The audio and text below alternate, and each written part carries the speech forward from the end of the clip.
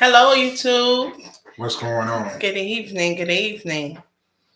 How's everybody doing today? I hope everybody had a very productive day today. You know, So we're here.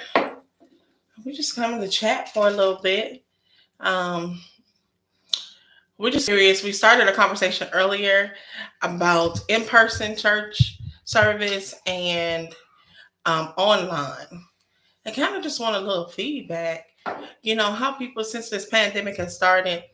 I know a lot of churches are going back to in person and they're still doing online. I mean, our church is doing in person and um, like the phone conference. There's a lot of creative ways that people were doing it, but just kind of want to get some feedback on how everybody feels about that.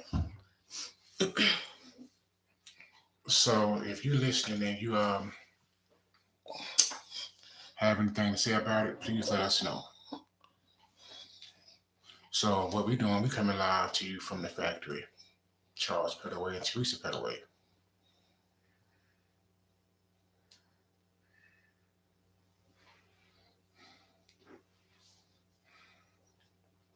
One second here.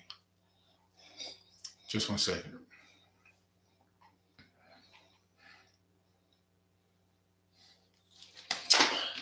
Yeah, so basically what we was talking about earlier was like, you know, um, sometimes I kind of feel like people are just not coming to church. People are not going to the house of worship, um, even though they're using COVID for a reason. They're saying, oh, some people don't wear their masks, and this is true because, as you know, this country is battling with mask mandates and all of that. Whether you should be able to wear a mask, you should have a freedom to wear a mask if you want to. But just to be honest, those masks have saved lives. And,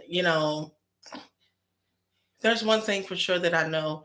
I know that we all need the Lord. Yes, we do. We all need the Lord because if someone in your family has ever got COVID, you saw how sick they was. I've lost several friends. Glory be to God that nobody in our house has caught it. We use a lot of the precautions that they put out there. Like we got vaccinated. We even got booster shots. We got our kids flu shots. I mean, we wear our masks. Even today, we still wear our masks. Whether we go to the grocery store, our kids wear them to school. We wear them to church. Um, the only time I'll take my mask off is when I'm singing. When I sing, yeah, I'll take it off. And we have a small church anyway, so the section that we sit in, nobody's around us. But I think a lot of people are, just saying, I'm just not going to go. I'm just not going to be around people, and I can understand that. But I just kind of wanted some feedback on how people really felt about going to church. Do we cut it out? Do we just not go? Do we get comfortable with the online services? Why do people choose online? You know? I can tell you why. Because people feel safer online than going to the house of the Lord. Because in the house of the Lord, it's a lot of snaring, nose up in the air, thinking you better than thou, and you won't help nobody. I mean, your heart is cold as stone. You know what I'm saying? It don't make sense. People look down on you in church. They really do. They look down on you bad, and they turn around and talk about you behind your back. As soon as they give you a hug, This is true. and that's sad. This is true. You know, just because you told them a Louis Vuitton pocketbook or wearing some red bottoms or got a GQ suit on or a dress, don't make you better than nobody. No, especially if you don't have a heart for people. You got to be able to have a heart for people. Um, in this pandemic, it has taught me one thing is that tomorrow for real is not promised. I mean, you could just easily go to the grocery store to just go get your family some groceries, and 2 days later, you're sick, and God forbid, you might end up in the hospital, and you might end up on a ventilator, and you might not see your family anymore just from going to the grocery store. Now, I'm not saying that mask is a cure. I'm not even saying that wearing a mask will protect you. But what I am saying is, you know, it is a precaution that we have to take. Um, like I said, we go to a small church, and in that small church, we still have people. I can understand the people that's sick, but we still have people that's not sick that just choose not to come into the building. And I get that. I get that for if they feel safer to stay out. I get that. But I mean, we need the Lord. We need the Lord. I think a lot of times people um have used this pandemic as an excuse for a lot of things. Working, church, school, they have used it for a lot of things, and I kind of wonder, is it really, that serious to believe that I don't have to go to church, but we need God. We need God. We need Him to continue to do the great things that He's doing. And on top of that, I mean, look, if you're still alive, you owe Him. You owe Him. And this pandemic is not even over. It's not over. I mean, that mic. I'm trying. It's killing me. Well, I mean, okay, so my husband started this channel a little while ago, Cooking with Charles, and now he has branched out to doing it's called The Factory. And he's gonna come on weekly just talking about different topics. Today, this is something that we personally was talking about at home today. Yeah. When he came home for his break, that we was just talking about, the heart of people. Is this pandemic um, stopping people from going to church, stopping people from believing? I know a lot of people's faith is gone. It is. It's over with. It's gone. They don't have it. They feel like they don't have, especially if they lost somebody. Yeah. They feel like they don't have anybody to live for. They don't have anything to live for. So, excuse me. But, I just kind of curious to see what everyone else is thinking about that. Yeah, you're right about that. And one thing about it, it don't matter if you are going to church online or going to the house of the Lord. You have to know your position. That's the main thing. You have to know your position. You have to have your eyes open all the time and your ears open and paying attention. Because a lot of things go on in church that you don't see. A lot of things, how can I put it? It's a lot of fake people in the church. That's one thing.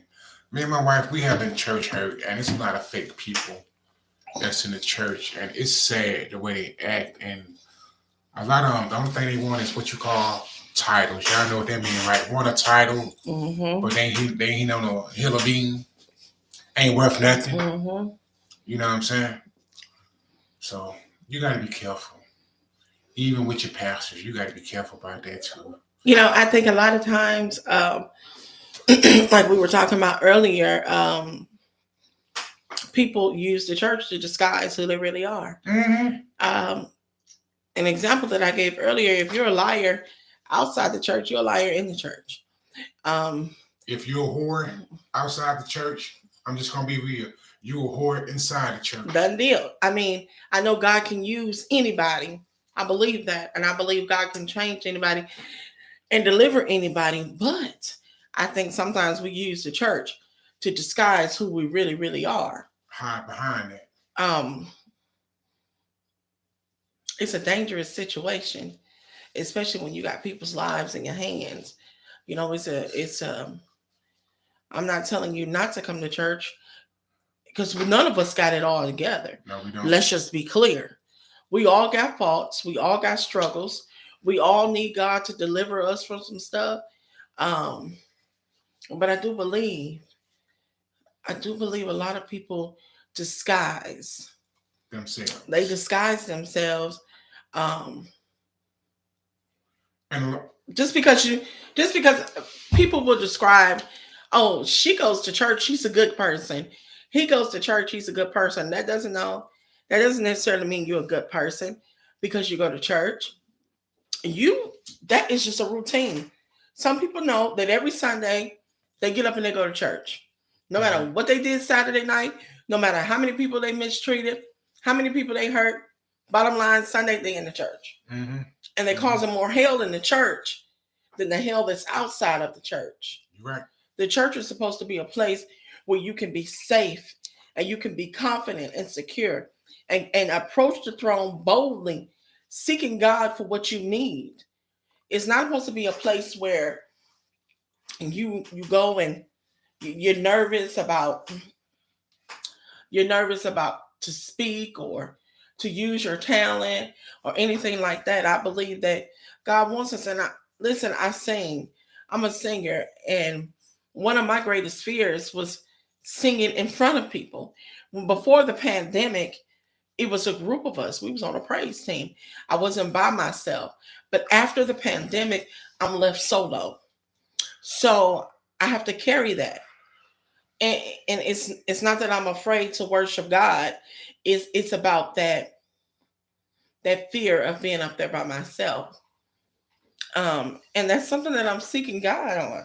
I'm really, really seeking Him on that. Hmm. But I feel like, yeah, I do. I really feel like people come to the church and it's a disguise. They're wearing a mask Hmm. instead of coming to the church just being completely open.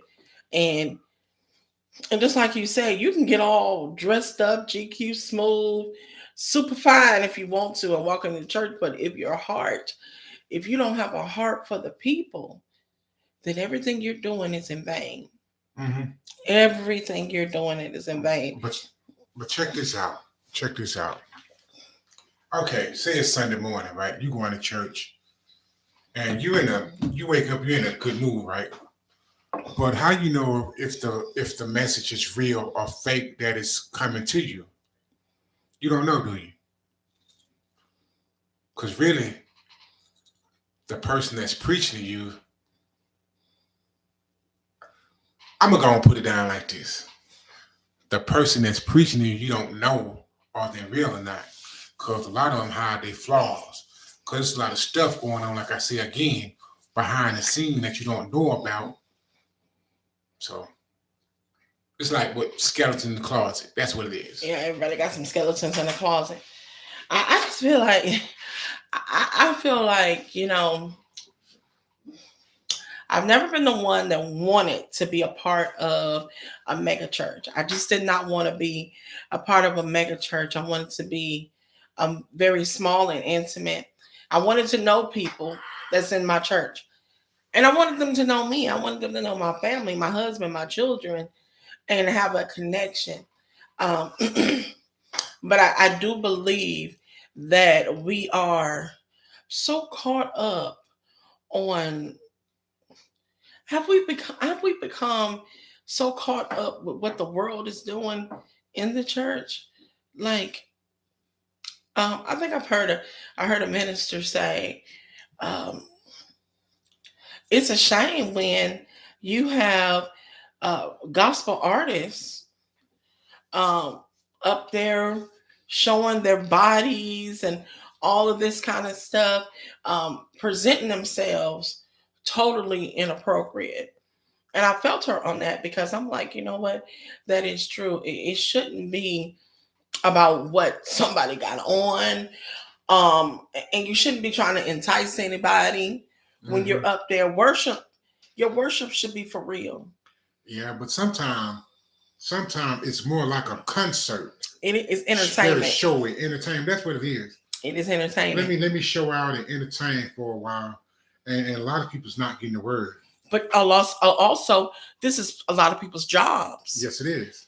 A lot of people, only thing they do is sing, direct, play an instrument, or even preach. And that's it.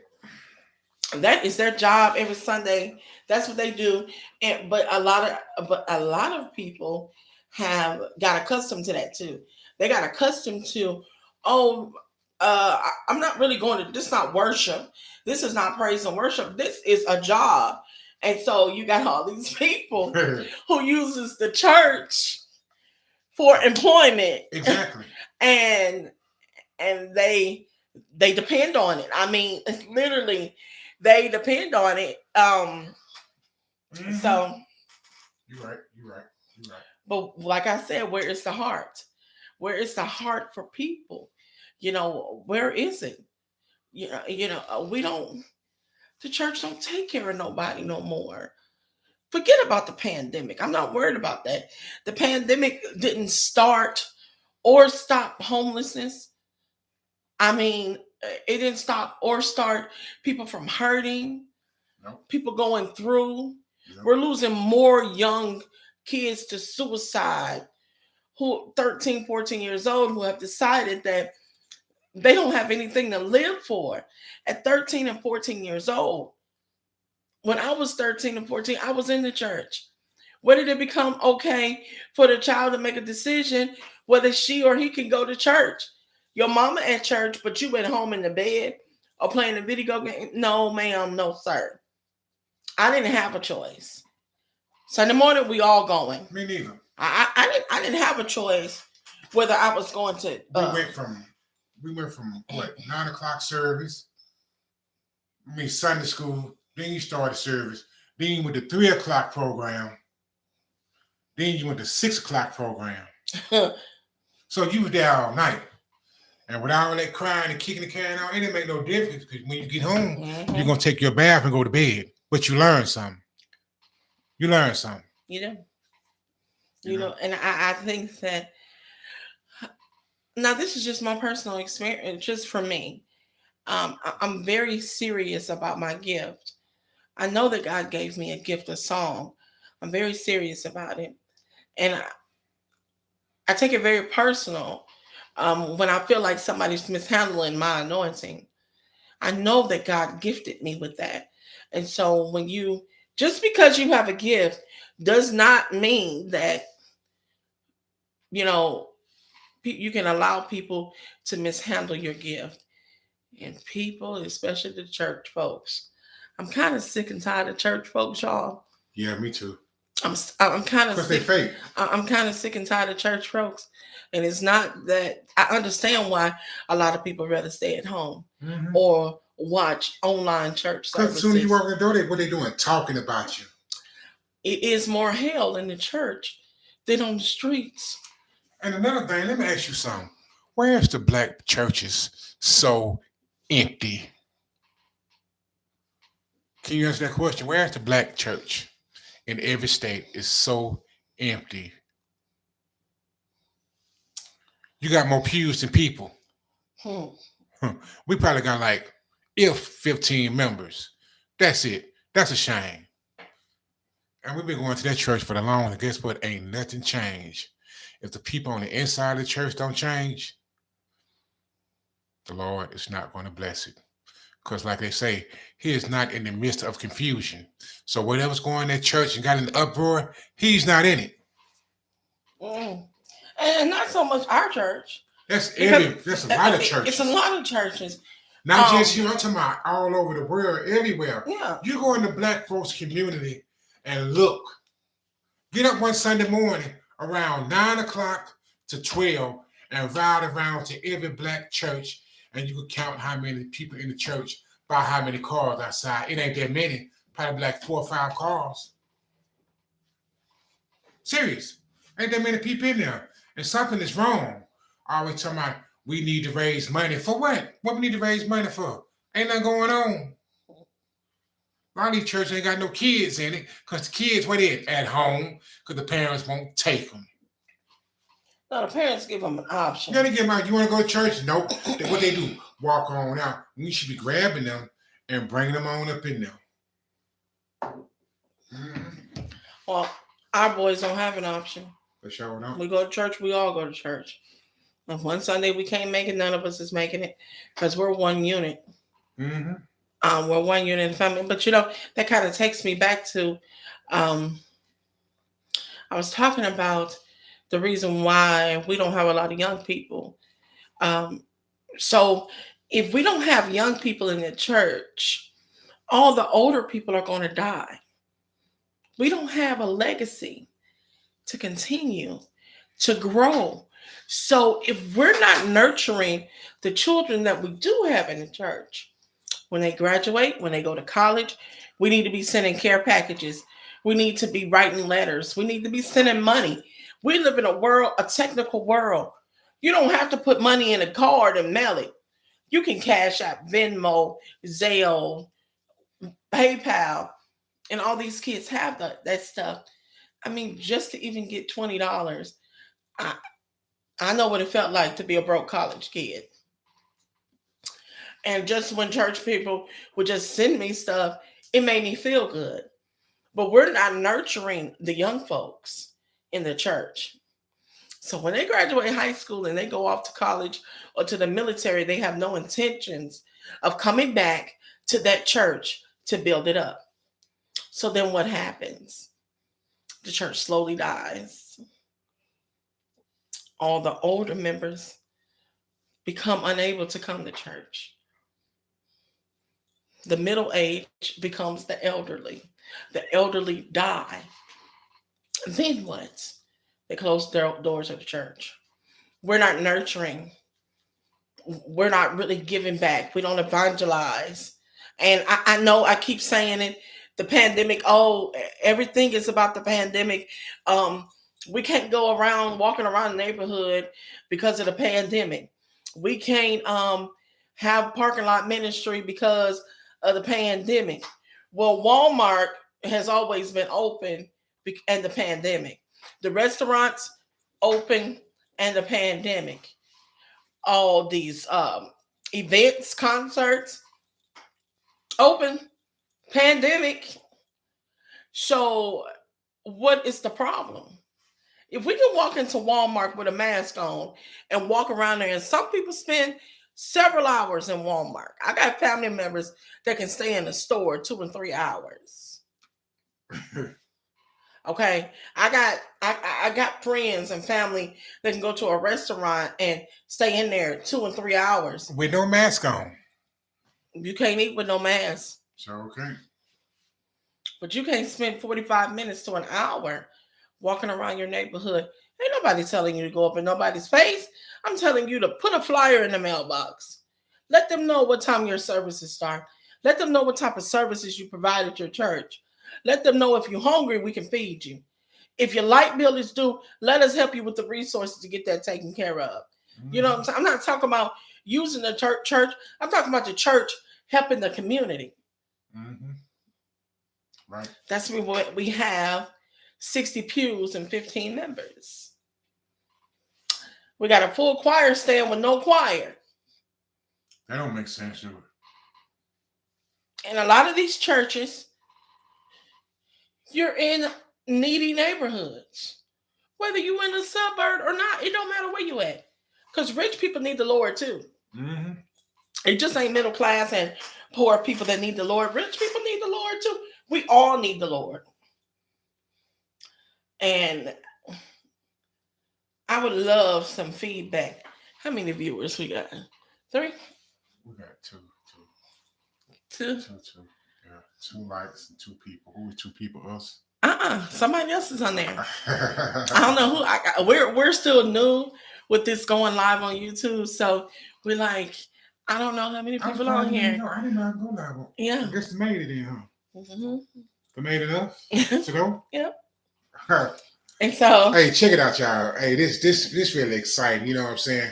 I went to sleep one night, and I work a lot, so when I be at work and I finally get time off, like on a Saturday, you get good rest and you wake up and the Lord put something on your mind, something that you need to be doing.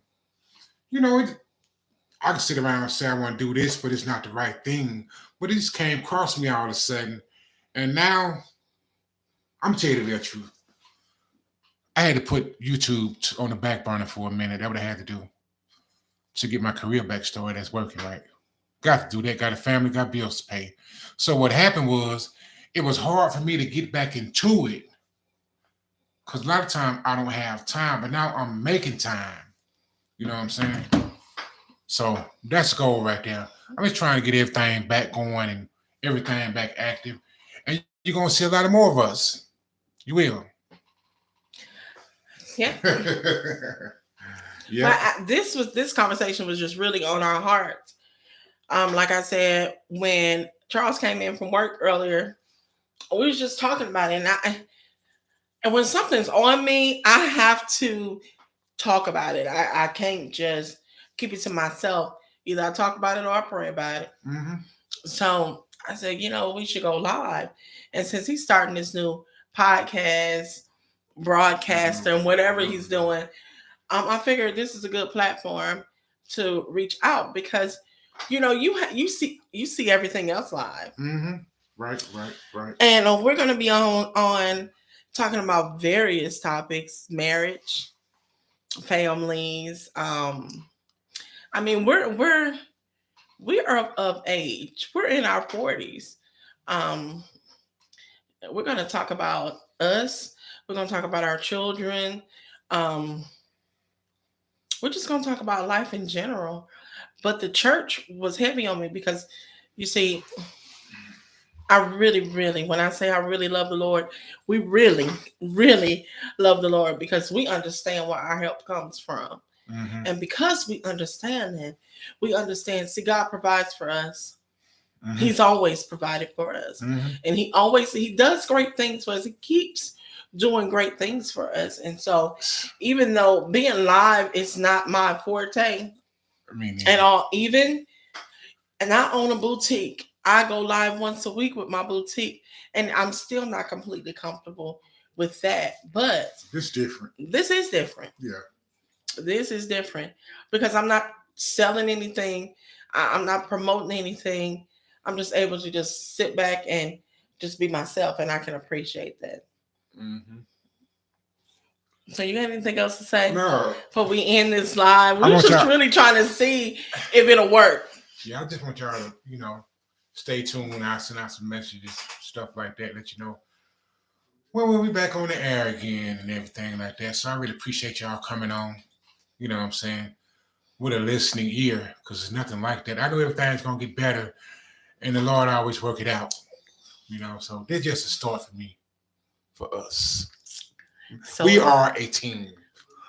When you see me, actually his stuff. Not when mine, you see me, I'm not. When you see me, you see her. Maybe. When you see her, you see me. Remember that. So y'all be blessed, and we'll see y'all again the next time. All right, we out.